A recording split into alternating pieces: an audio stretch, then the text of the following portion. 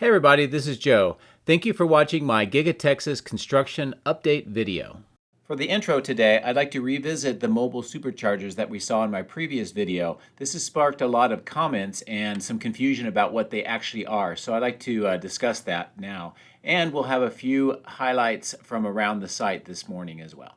So as mentioned in my 7 February video, near where the trailers used to be in the east parking lot, we saw these mobile superchargers with what appeared to have battery packs, and they had just arrived within the last few days. With these two images, we take a little bit closer look, and it sparked a lot of discussion on my video comments and in Twitter about what exactly these are. And many people had some theories that they were related to the semi-truck, but I don't think so.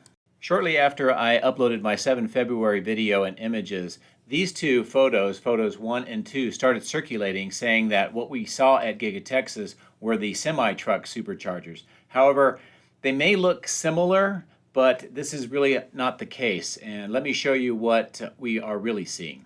Recently out in California, where some supercharger stations are being constructed, these mobile platforms that look very similar, in fact identical to what we see at Giga-Texas, have shown up. And what these are temporary supercharging stations until the permanent station is completed.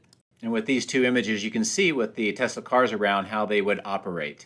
So hopefully this discussion helps avoid some misunderstanding of what we're seeing at Giga-Texas. Clearly, Giga-Texas is trying to increase the amount of supercharging capability they have, and I believe that they're using these mobile charging stations until they get permanent ones installed.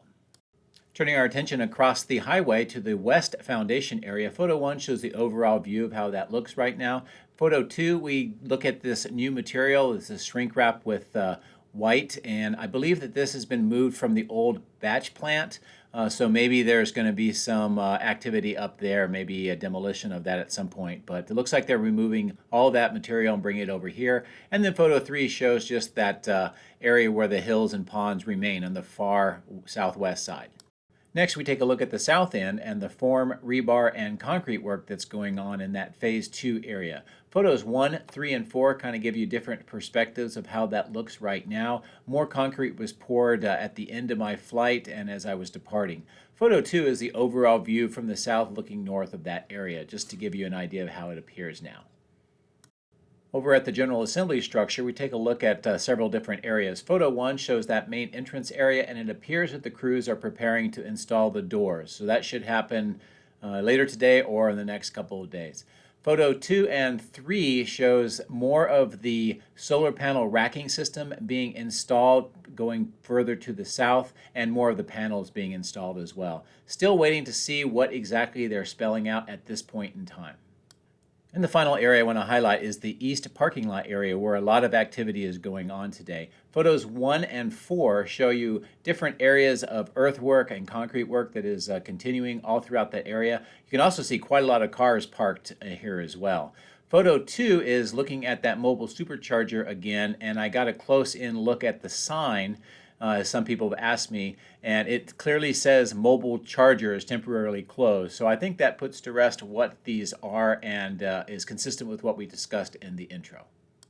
So there you have it, a lot going on today. And in the intro, we talked about the mobile superchargers, and I think we verified what that is now. And we looked at some key highlighted areas around the site this morning, just to help put into context what you'll see in the video. I hope that you found this helpful.